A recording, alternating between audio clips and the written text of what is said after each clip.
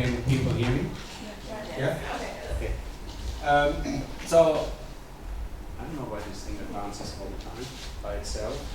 Is it set up to do this in some...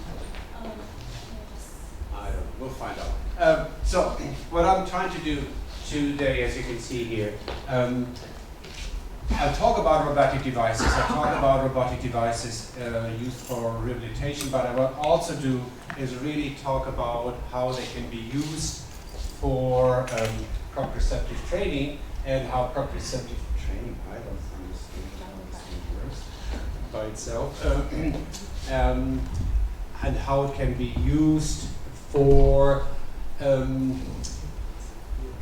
training proprioception and to use that to train motor function. And this can be used, of course, in all kinds of different contexts. It can be used in the context. Okay, I'll find out. I don't know. I don't know what it's doing here. Whether there is a, you know, I have my own. I can't do that one too.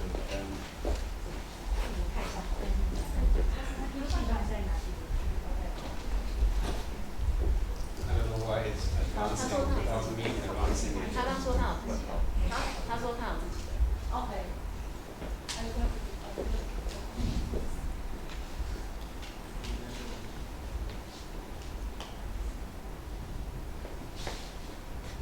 Good. All right. Let's hope we can solve the technical problems. Then let's very briefly talk about what the somatosensory senses is and what proprioception actually means. As you can see here, if you're thinking about proprioceptive sense, it's one of the somatosensory senses. And really, when it comes to motor learning, which senses are you using? In terms of somatosensory, it's touch and it's proprioception.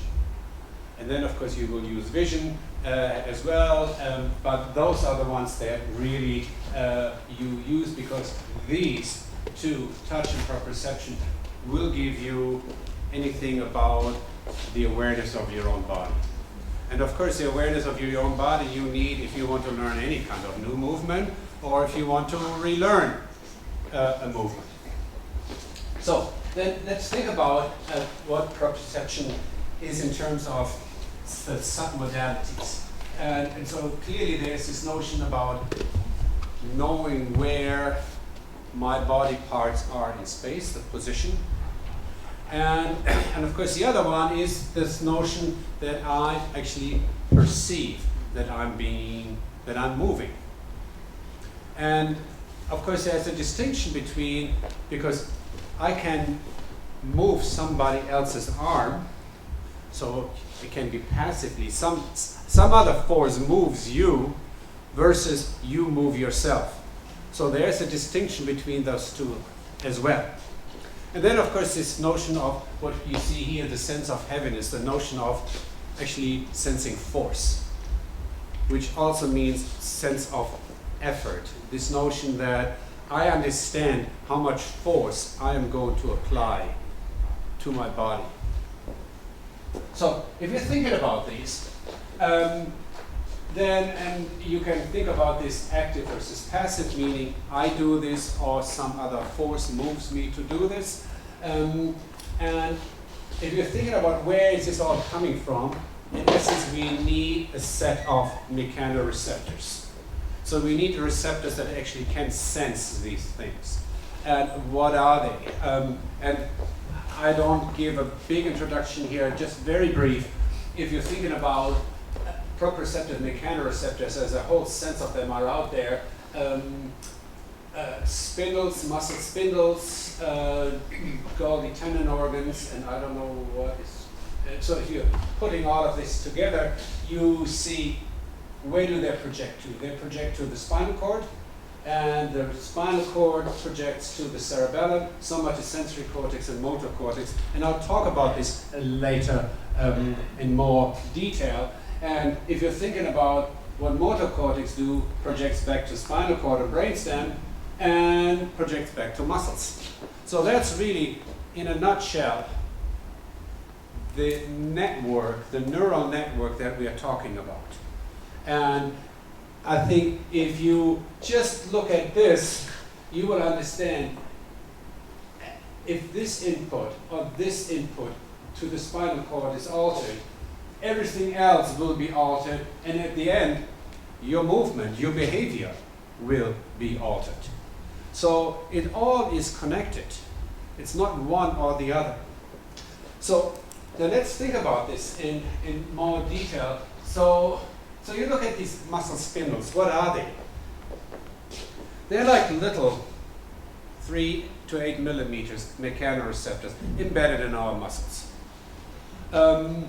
How do they work? I mean, in essence, they're stretch receptors. So if the muscle gets stretched, the interfusal fibers get stretched. And there's a signal. It's a mechanical signal. And nothing more.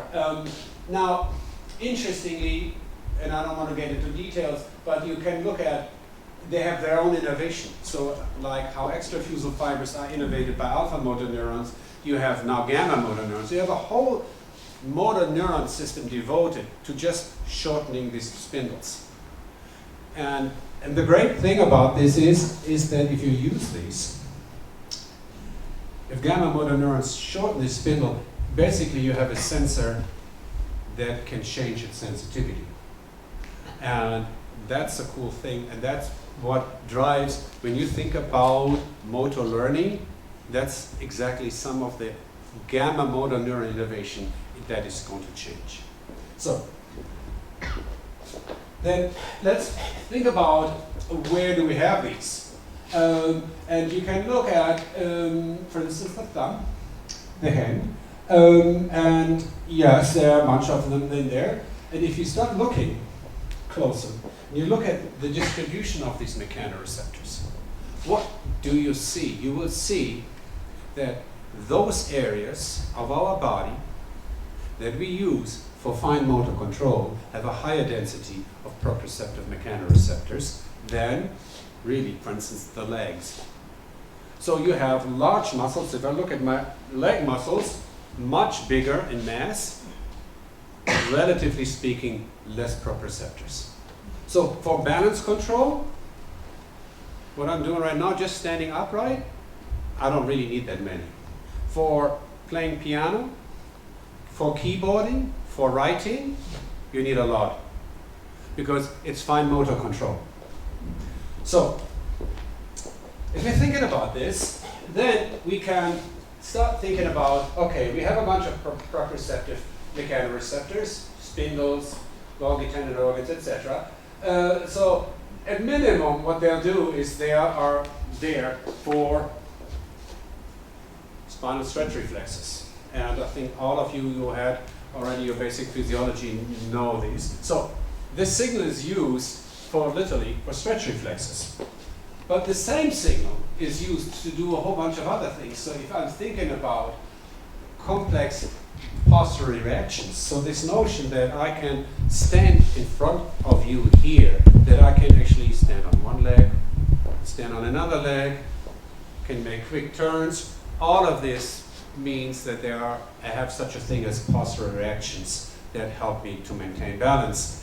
And at the same time, the same signal is being used for what we see here, what we would consider voluntary movement, any kind of skill that we acquire during our lifetime.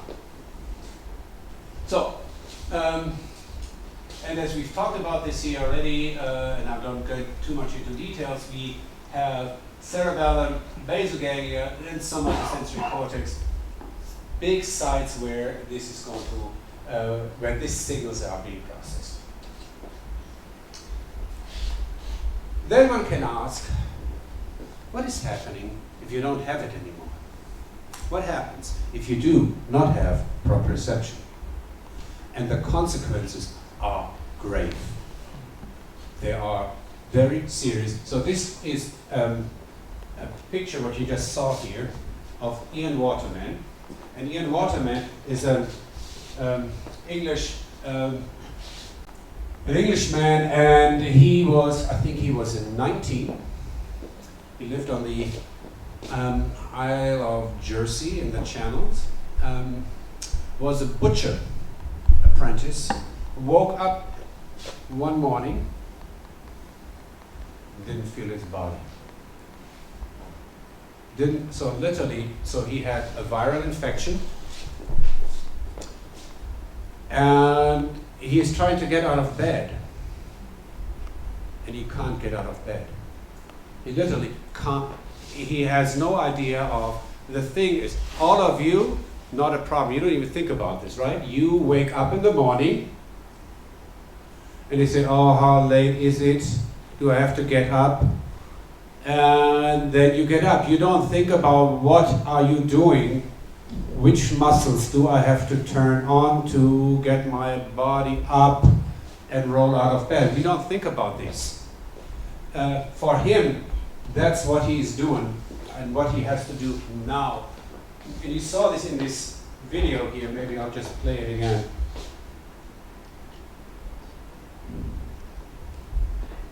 So he's supposed to do just simply finger-to-finger movement.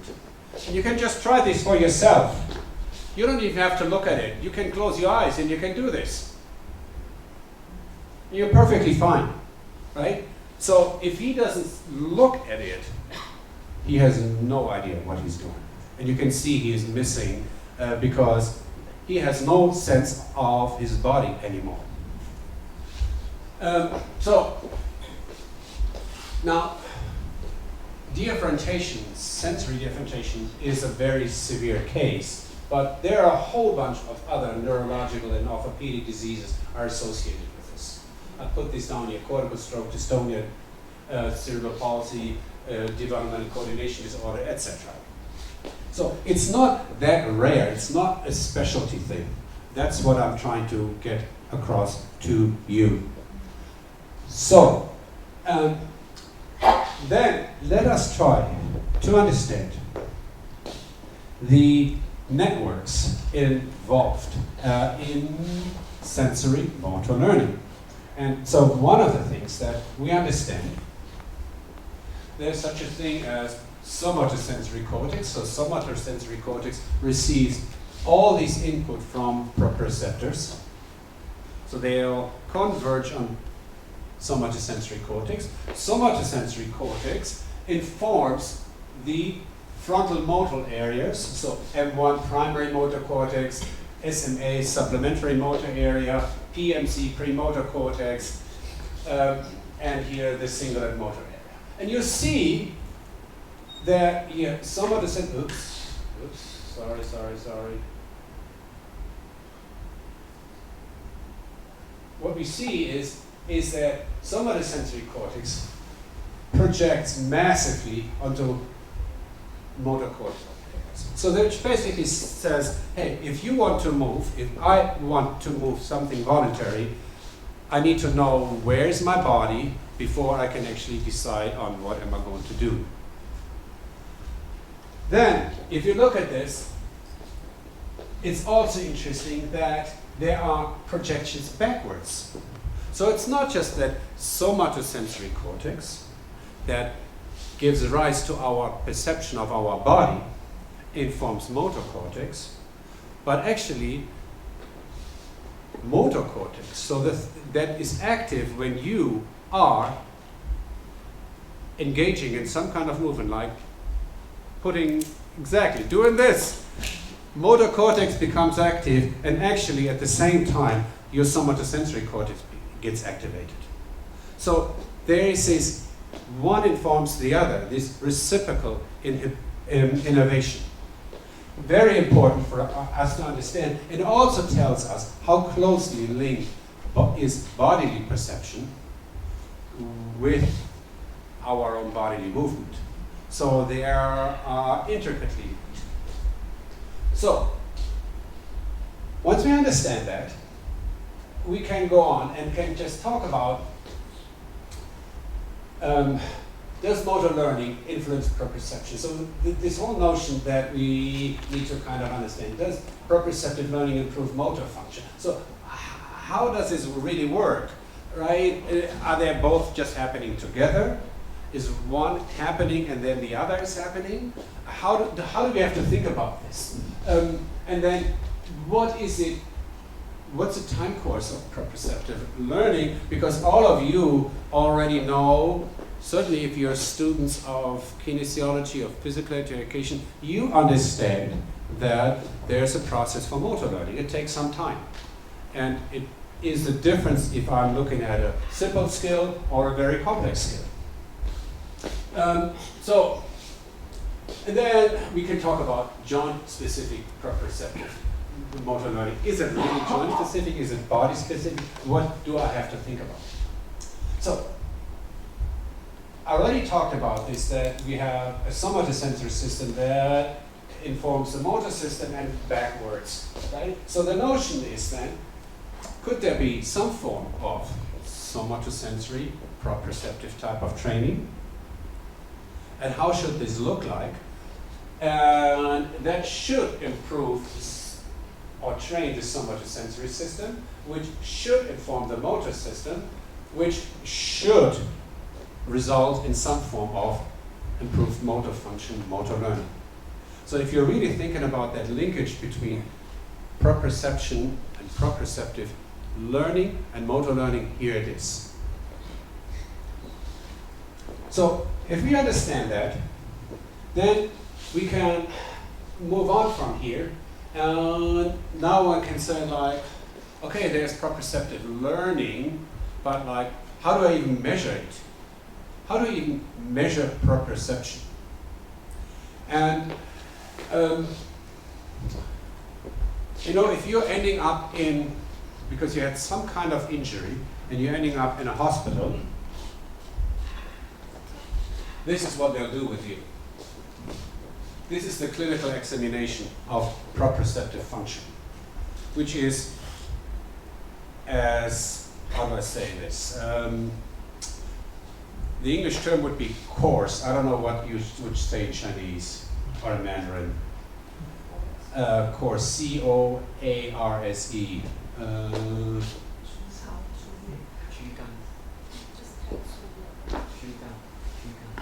Qigong. So all this will do is basically saying you have it or you don't have it. It's binary, right? It's there, it's not there. Anything else, like how good is it, you have no way, and the clinicians have no way of assessing this. So what people can do is, and this is a picture of an apparatus in my lab, you could, for instance, do limb position matching. So this is kind of like the thing is where I have assumed an arm position and I take the other arm without looking and I'm supposed to match this. Right? So that's one way, and I can look at the arrow between the two. That's one way of doing it. You can, that's pretty simple. You kind of see here a typical arrow over several trials, 20 trials. People eventually get a little better, but if I don't give you any feedback, there's no learning there, right? It's just testing you, how good you are. Now, you can do the same thing, more sophisticated, and you don't do it actively, but you have a machine. And the machine moves you. So which means, at that time, if the machine moves you, you are not active, right? There is no muscles being activated. It's literally, you're just passively moved. If I do that, you can do the same thing, and you can kind of see this here. This is the stimulus different size, so if I give you one trial, I move you to one position, can you back, move you to another position, and I ask you, for instance, which position is more flexed, the first or the second? And I'll do this a whole bunch of times. And if I make this difference smaller and smaller and smaller, at some point, you're just guessing. At some point, you're just simply guessing. And the question is, where is this between guessing and knowing? And then you're ending up with something like this, where this difference gets smaller and smaller and smaller, and in this case here, somewhere around 1 degree is where this person stimulus size difference is. Out of this, you can basically then fit a function a sensitivity function. So this is the number of correct responses. 50% probability is guessing, right? So that's basically, I'm giving you, and you just one or the other, and it's just guessing, right? 50% chance. 100% means you know it. So I'll give you a stimulus size difference, and I'll give it to you 20 times, and 20 times you are correct, right? And what psychophysicists do is they say, oh, 75%, it's halfway between knowing and guessing. That's your threshold. So that J and D threshold here, that is literally the stimulus size difference in which you are 75% correct. So those are some of the means one can do that are better than this, where I just move a joint and then decide whether, and did you detect that it's moved? So these psychophysical measures are a little bit more involved, but they are doable, and I'll show you a little bit about the things that we have done over the years in my laboratory to assess proprioception. So what are some of the open questions? One of the open questions is, can we train it, and how well can we train it? And how, if we can train it, how will it affect motor function? Can we actually see, can we distinguish this relationship? So what I show you here is, as we talked about robots, a robotic device that we have been using in my laboratory for some time. And it's like a 3 degree of freedom robot where you can get supination, pronation, and you can see here flexion, extension, and abduction, adduction. So you can basically move your wrist any way you want. And you see this thing has a bunch of motors that passively move you. And I'll talk about this kind of game. I'll show you a few things where you can basically make some kind of virtual reality here, where in this case there's a little ball that rolls, and you have to use flexion and extension to move this ball into a target. So it's like a super simple video game. Not sophisticated enough for the Gen Z generation, but it works. For research purpose, it works. And if you do this, so it's kind of like this, so you tilt the surface, the ball kind of rolls, and of course you can roll it in 1 dimension or in 2 dimensions. So that's kind of what we do. And the good thing is, what you can do with games or computer control games, I can make them harder. So I can literally change the virtual mechanics. I can make this ball slide.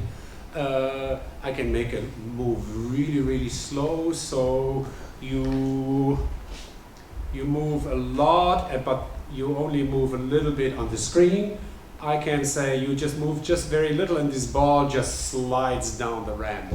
And so if you do that, it gets harder and harder for you to do this. And you, as I put down here, requires you to make increasingly precise, small amplitude wrist movements.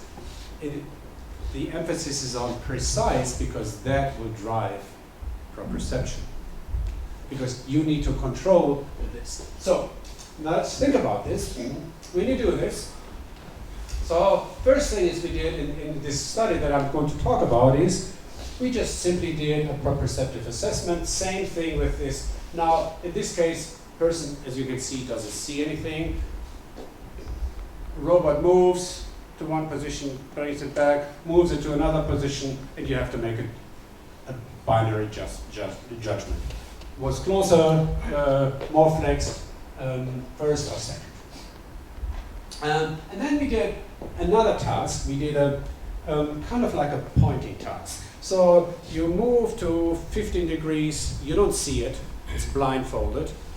So the robot moves you, you go back, and then it says, now do it yourself. Go to what you just experienced, and you just have to replicate this position.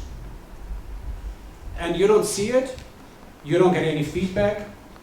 I don't tell you how good you are, you just do it. And you do this 20 times. And so then what we did is, so you get this kind of assessment, perceptual threshold and motor accuracy error, which we got out of here. So motor accuracy error is basically how far are you off. So I'll move you 15 degrees with a robot. Now you do it yourself, and you are at 18 degrees, 3-degree error, right? So you do this, and then we went through some form of proprioceptive training for 45 minutes, and it's exactly this kind of board game that you just saw. 45 minutes, that's not a lot, right? I mean, all of you would agree 45 minutes is not a lot training. And then we measured after 45 minutes what happened. This is what happened. After 45 minutes, so this is the proprioceptive threshold pre-test. This is in degrees. This is the proprioceptive threshold afterwards, also in degrees. And if you are in this purple triangle, if you are below any data point below this line of equality, so this line, if a data point is on there, it basically means after 45 minutes you are as good as you were 45 minutes ago. You didn't change, no learning. If you're down here, that means, oh, and you now have something like 1.5 degrees, and afterwards you are 0.5 degrees. So which means after 45 minutes, wow, your proprioception, your acuity has changed. So very quickly it changes. So that tells you practice these kind of effects, these somatosensory learning effects, very fast. And literally, we can do this with all of you here. With all of you, and I guarantee you, we would figure this out and could measure this. So, then you look at a motor effect. And now this is this movement accuracy error, right? So this is, they didn't train this. They didn't do this. The training was just this continuous movement and trying to move this virtual ball. And now you do this discrete motor task that you didn't practice in the 45 minutes. And what do you see is that task that you did not train, you're better in that task after 45 minutes without training. And that seems like strange, right? How can I get better in a task that I didn't train? But this is what the data tell you. You do get better because your proprioception got better. So that tells us something is happening. So we have these very fast effects, single session learning. Here, proprioceptive threshold, 30% improvement after 45 minutes. And you think, wow, a learning gain of 30%, that's pretty serious, right? So what happens, for instance, if you would train now tomorrow, if you train a whole week, how far could I drive this? Movement accuracy, where are we? 24% in these untrained motor tasks. So that's a transfer that you see here. And what we see is this transfer is fast. It's almost immediate. And that is something we need to keep in mind if we are thinking about proprioceptive motor learning. So, now I want to talk, and I don't know why this thing is on, I want to talk about use-dependent activity. And so this is this notion, this is like, what is happening if you are using a specific joint a lot because you are expert in some kind of movement. Let's say you are a piano player. Or in this case, we'll talk about, I'll talk about two types of players, soccer players and football for the rest of the world, and baseball players. So let's think about this. So what did we do here? We just evaluate we looked at 10 baseball pitchers and 10 soccer players and 20 controls. And the notion is we look at risk proprioception. And you think about risk proprioception. If you're a baseball pitcher, it doesn't make a difference, right? So if you want to be a good baseball pitcher, you better be very acute, and because any kind of different rotation of your wrist has grave consequences on the precision of your pitch. And you look at the same thing, you look at soccer players, and you would say soccer players, they don't really do much with their wrists. I mean, they'll do things with their feet. Right?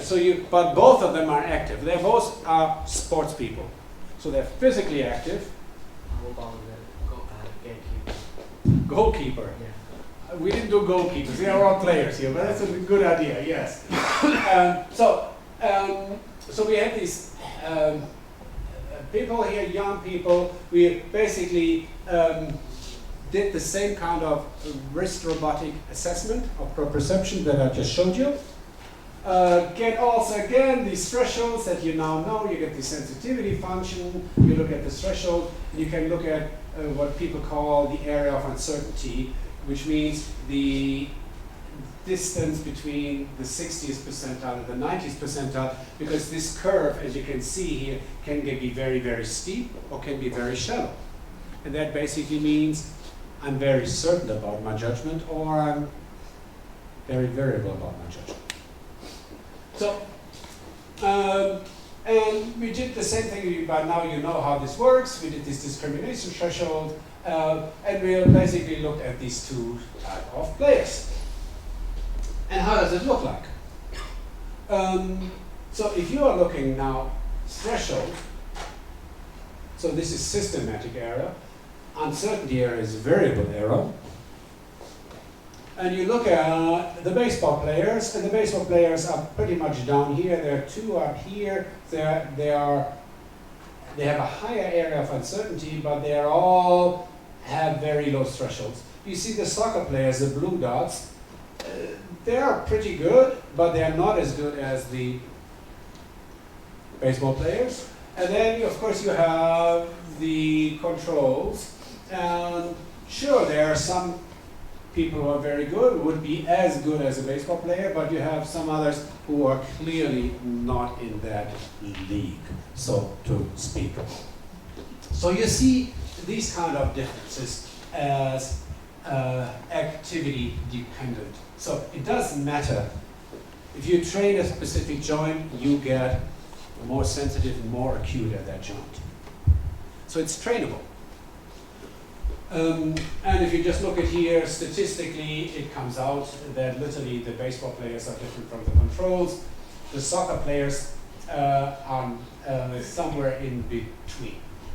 So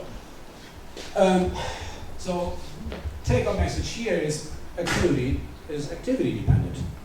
If you practice a lot, you'll get better. If you don't practice, you really don't get better. So higher acuity in joints that are frequently used, higher acuity is driven by the task demand. So in this case, if you are a baseball pitcher, that's the task demand that drives you.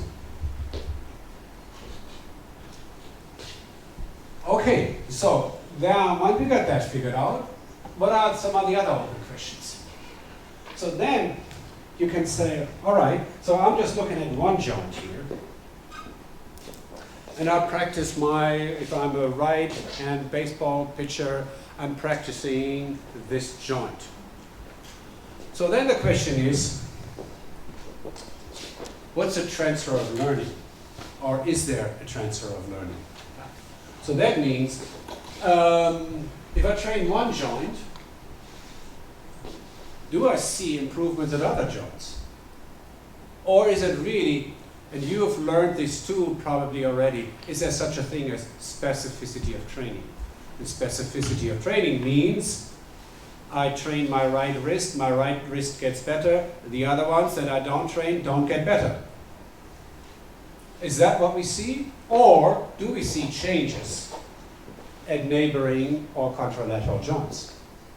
And so we looked at this, same kind of notion. And so does this learning transfer to neighboring joints? And does learning transfer to the contralateral hemisphere, ipsilateral and contralateral hemisphere? So in this case, kind of like, I train this wrist. Do I see something at the elbow? Do I see changes there?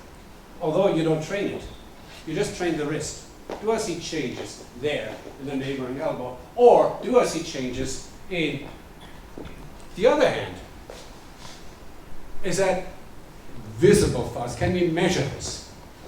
And if we do that, we've basically done the same kind of thing. You use the wrist spot again. You know now this task. People practice and learn this task. We already said, yes, if you learn this task, you literally get better in your trained wrist, no doubt about it. Yes, you're learning during the practice. You also get better in playing this game. Sure, learning is there.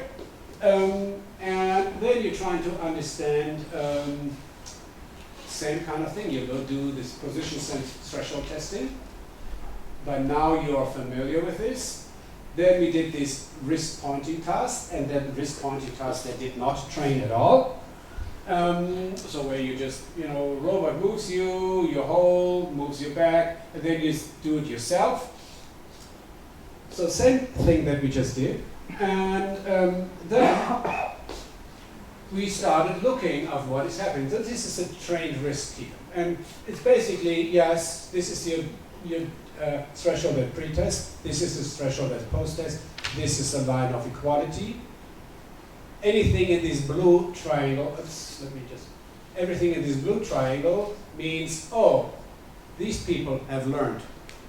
These people have improved their wrist proprioception, and their motor accuracy area is also better. So this is nothing more than we've just said. You train the right wrist gets better.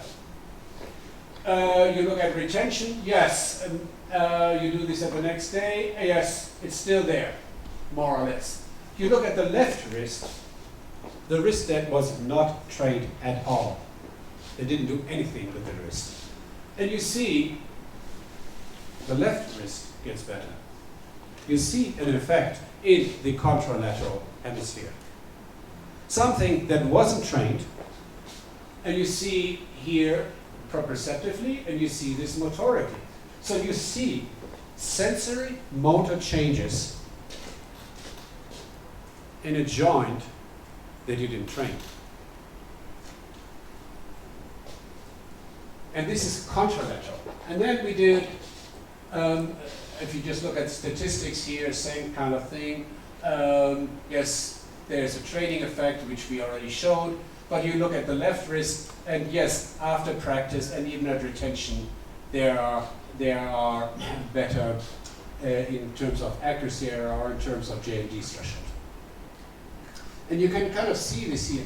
If you see something like this, box plots where it goes down, down, down, you also see, and this is what we know from motor learning, is this notion about memory consolidation.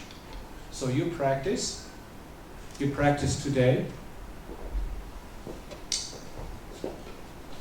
you're falling asleep because you're tired, you wake up the next day and you're better the next day. And it basically means you didn't practice at night, but your memory, your motor memory and your proprioceptive memory consolidated. And that's why you see these overnight or retention effects. So now we have that. Then let's look at how we possibly can explain this. So we have this transfer here to the contralateral side. How could this happen? So if we are thinking that the left brain hemisphere controls the right hand, the right brain hemisphere controls the left hand, so two things can happen. We could basically see improvements in M1 and M2.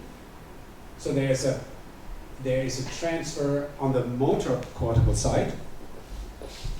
Right, so that would be one scenario that one can imagine. Or actually there's a transfer on the somatosensory side. That would be the other way.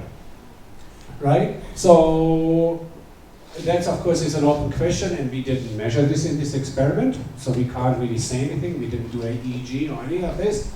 But those are two ways, because you need to think about how is it even possible. It's not a miracle, guys. It's not something like that just pops up.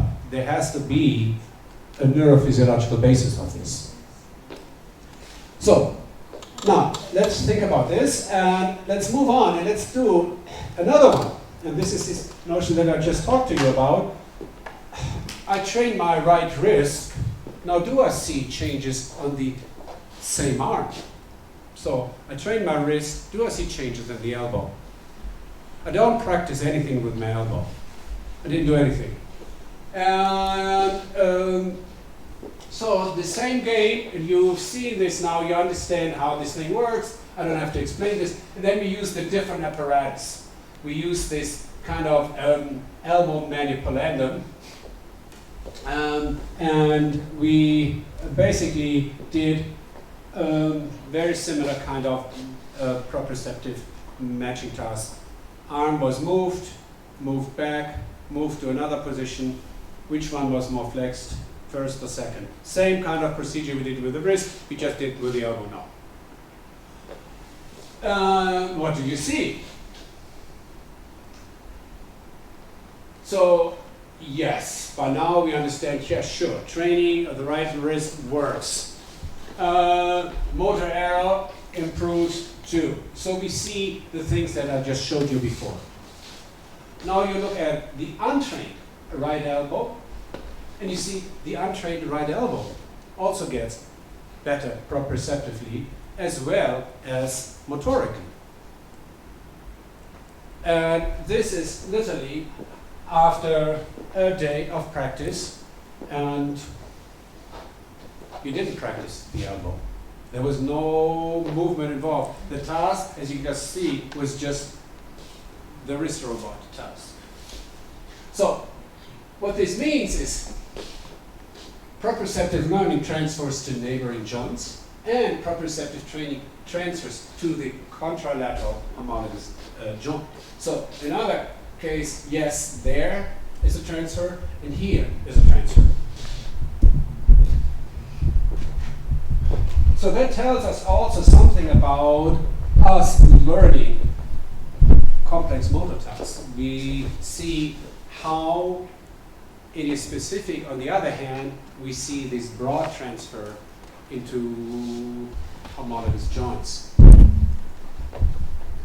Okay. Next open questions. So can we use this kind of approaches that we just talked about? Can we use this, in this case, for neurorehabilitation? Is that something we can do? Is this just some esoteric type of exercise? So, for those who work with stroke survivors, you know what is how it looks like. It can be a very debilitating type of disease, and you see that about 50% of patients require assistance. Many of them have proprioceptive deficits, and if you ask physical therapists, occupational therapists, they can also tell you these are the more difficult patients to rehabilitate. And then if you go down, you see that they typically stay longer in hospitals. They have poorer motor recovery. They have poorer self-care function. So there is, as you can see here now, a link between a proprioceptive damage and, in this case, relearning of motor function, motor recovery. So we did a study using the same kind of robot, really a proof of concept study. Can we do this, and can we do the same kind of proprioceptive type of training now with stroke patients, and will these stroke patients get better? So they're all chronic stroke, so they're at least meantime 18 months past their stroke.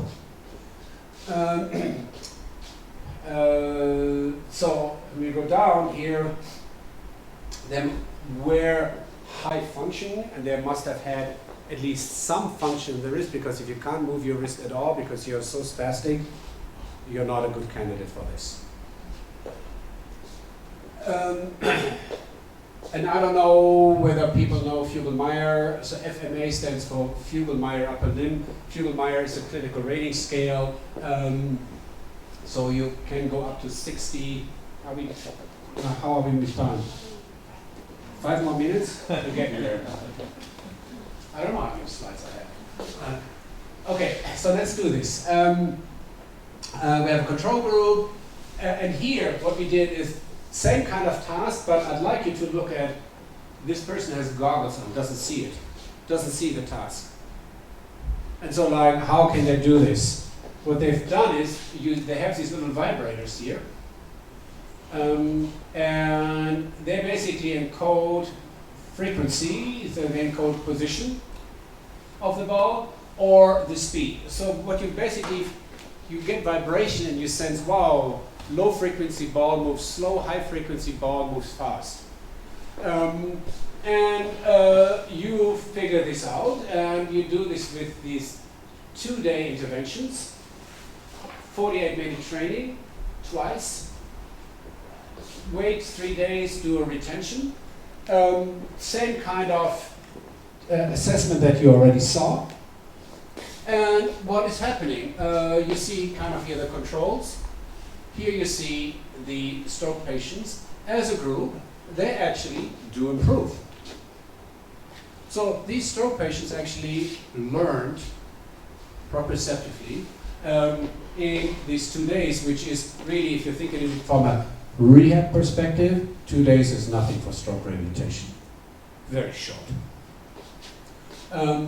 So they improved. You can look at like motor transfer. So did this actually also improve their motor function? Because of course ultimately if you do physical rehabilitation is I do some practice with you and hopefully motorically you get better. Because that's the whole point of that physical therapy. And yeah, not so clearly, right? You don't see that clearly that we have a big transfer here. Yes, it's statistically significant. Yes, you get a large D, cohorts D, so there's actually a large effect size. And then you can do these kind of tracing tasks with a tablet where you literally have to move a pen now, and this is about like, you know, you practice your wrist. Are you now better using your wrist for, in this case, tracing? And yes, 22% reduction in 2 days. You think, yeah, it's decent. So it just shows that it's possible, but it's limited, we should say, inconclusive evidence here. We did the same thing. We looked at, can we get a measure of changes in somatosensory cortex? So can we get a hard neurophysiological measure? And in this case, we would use SEP, somatosensory evoked potentials.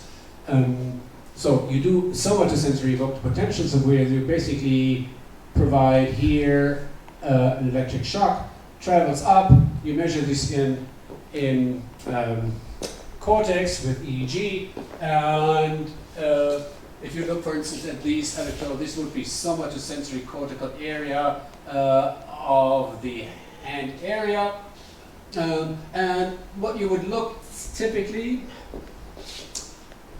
in about 30 milliseconds, I zap you here on your median nerve.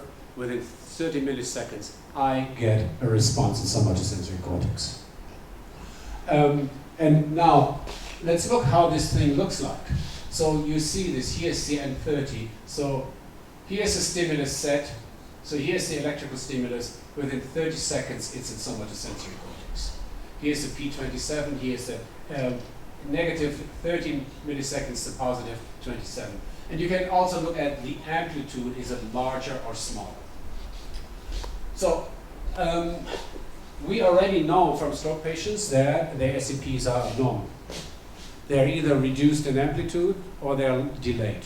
We know this is nothing that we've learned. And what we basically found is, yes, that's happening. Here's just an example. This is a control, and you kind of see the green line, how everything is shifted. So longer latency, so it just takes that brain of a stroke patient longer time to process the same type of stimulus. And you can look at this here, peak to peak versus 30 latencies here, and you see, yes, the stroke patients are different from the controls. That's what we would have expected. What we see these ones, but what we didn't really see is that you practice, we saw that they got better, we didn't see it in the SAP. We did not see that the SAPs were getting better. So that marker of this neurophysiological marker wasn't good enough. So, summary of findings. Neurogroup showed significant improvement, magnitude of improvement really after these 2 days of training between 21 to 67% was retained by day 5. So it kind of shows, yes, it's possible, and we are now engaging in another larger clinical trial to show this in a bigger patient population that this works. So robot-aided proprioceptive training can work, not only in healthy people, but it can actually work in stroke survivors. So it could be a rehabilitation tool. So, last slide. I'm just trying to make sure that I don't get scolded.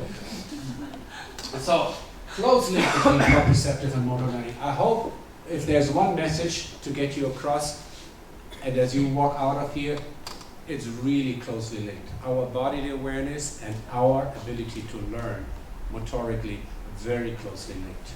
And we have brain areas that are cortical and subcortical areas that are involved in this. We can use these robots, and you can see this here. Robots can actually be a good tool to actually study this link and get objective measures. So from a research perspective, it's a good thing. And really, these kind of robots, this one and others, are really future tools. And I guarantee you, in 10 years, robotic rehabilitation tools are here in Taiwan standard. You go into many clinics, they will have it. And so this is something that is going to happen as we speak. So, last but not least, I showed you a lot of work, not my work. I was involved, but you can see it takes a village. It takes many, many people to work, and there is one prominent person up here you may recognize.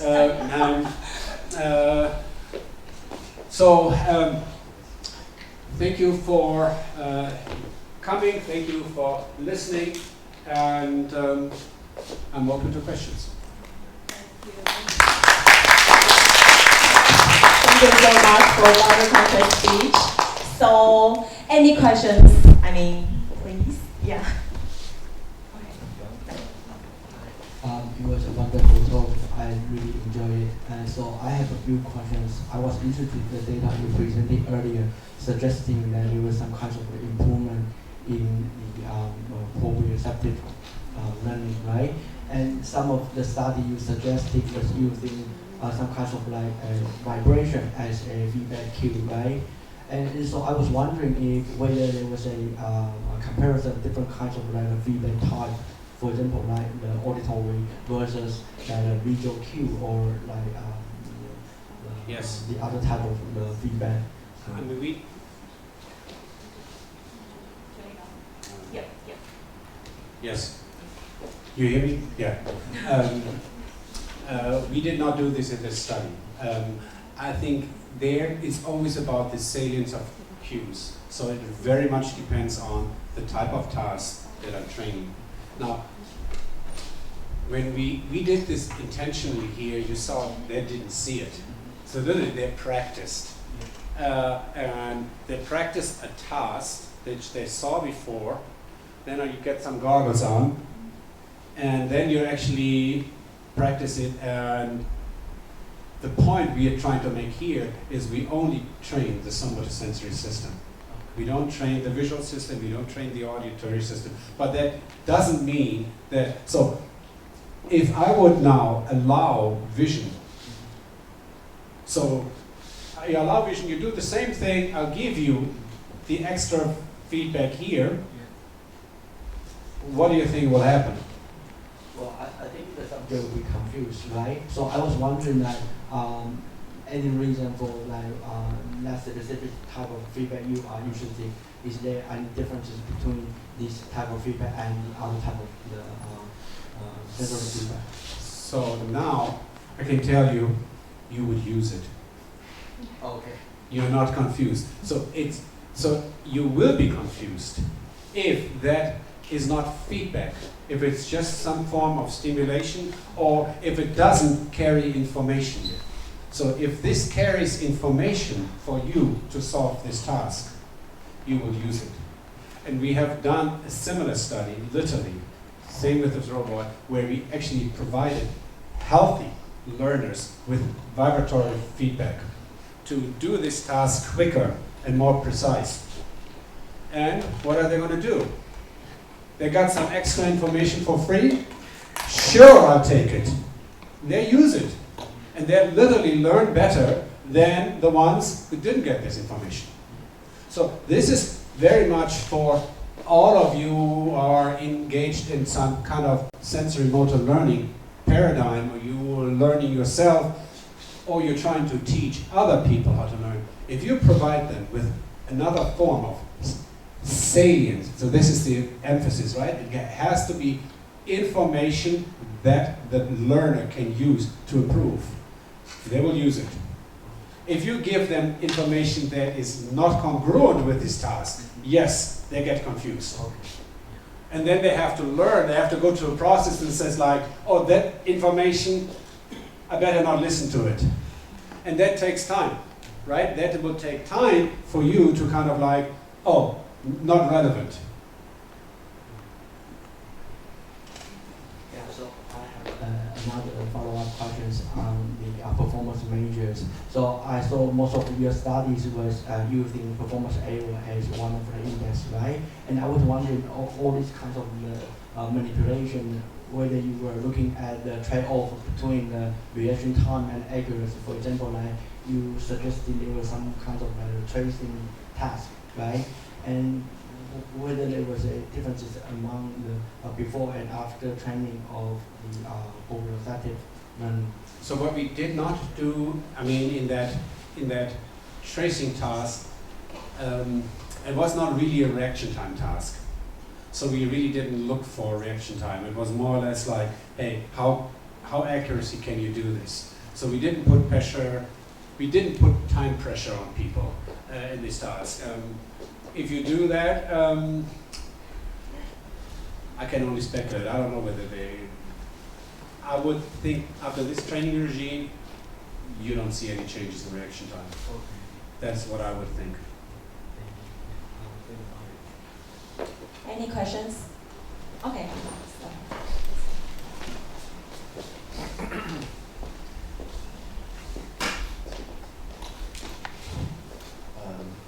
Sir, I'm so impressed with your research, especially the wrist robot and virtual reality device. And I'm just wondering that if we use it, if we use this device on our ankle, is this still work? So if I would train your ankle, Yeah. you would get better. I guarantee you. So if we would do, remember we did the study with the baseball? Yes. pitchers versus the soccer players. So now, if we would measure ankle proprioception on soccer players and baseball players, what do you think you will get? What's the result? Huh?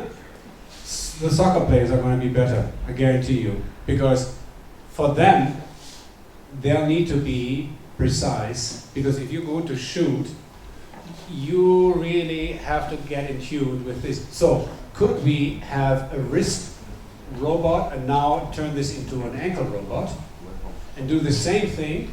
Yes, it would work. And what also would work is you would probably see changes in the knee. You would see something very, very similar to what you see with the upper limb, you would see with the lower limb. So, I mean, that's the beauty of it, isn't it? I mean, you can train literally any joint. Thank you for the question. We just open one more question. Okay, this the last one. That's all. Thank you for your lecture. And I'm curious about like how different levels of motor skill affects the proprioception. So like this is about my experience. Like my result is that people with better motor skill have less improvements in proprioception. And what are the possible explanation for this? So let me just, that I understand your question correctly. So you're saying there is a person or a group of people who are very skilled in whatever motor task you are talking about. I don't know, sports skill, I don't know, baseball pitching, downhill skiing, anything we can do. And as we know, there's always a gradient, right? I mean, there are good baseball pitchers and there are not so good baseball pitchers. There are good downhill skiers and not so good downhill skiers. And then what are you saying? So the good ones, they don't improve proprioceptively. Why do you think this is? So is it the improvement or is it the level of, so is it the acuity, meaning, so you can think of this. So you mean the setting effect, right? So are you just simply getting a ceiling effect? So if I'm already very good at a high level, I have much less room to improve. And I have less room to improve motorically. And then of course I have less room to improve proprioceptively. Because you look at these thresholds, look about this, the wrist, I mean look at the range of motion of your wrist. And you, meaning us, a degree and a half. I mean, this is like, I'm looking at this. You see the difference? You don't even see the difference. It's just you see a little bit, but that's already enough for me to detect all the time. So literally, we have a system that has a high resolution system. And if you then get really trained in this, at some point, you're at the end of the resolution. It can't get better. And that's why you see highly skilled learners have, of course, less room for improvement. And we see this, and I can flip this around. You see this with people, for instance, here with stroke, who are now really at the low performance level. If you train them, they get large changes. So they improve dramatically. You saw this in this stroke study. This is like 2 days, 22% improvement. And it's just like, wow. But you and I, 22% improvement, maybe for me it would be, but I mean, someone like you, young, you know, you will not see it, even with it. So, specificity of training and the type of joints that is being trained is a solution to this. Okay. Okay, so thank you very much. Can we give Dr. Konczak and all of you? And I think we have some special gifts for Dr. Konczak from our department chair. Oh. Yeah.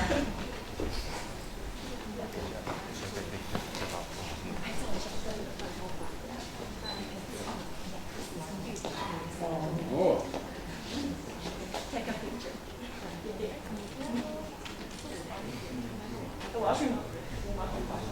Oh, I'm going to Join us. Yeah, join you. Join us. We're also here, so. Okay, thank you.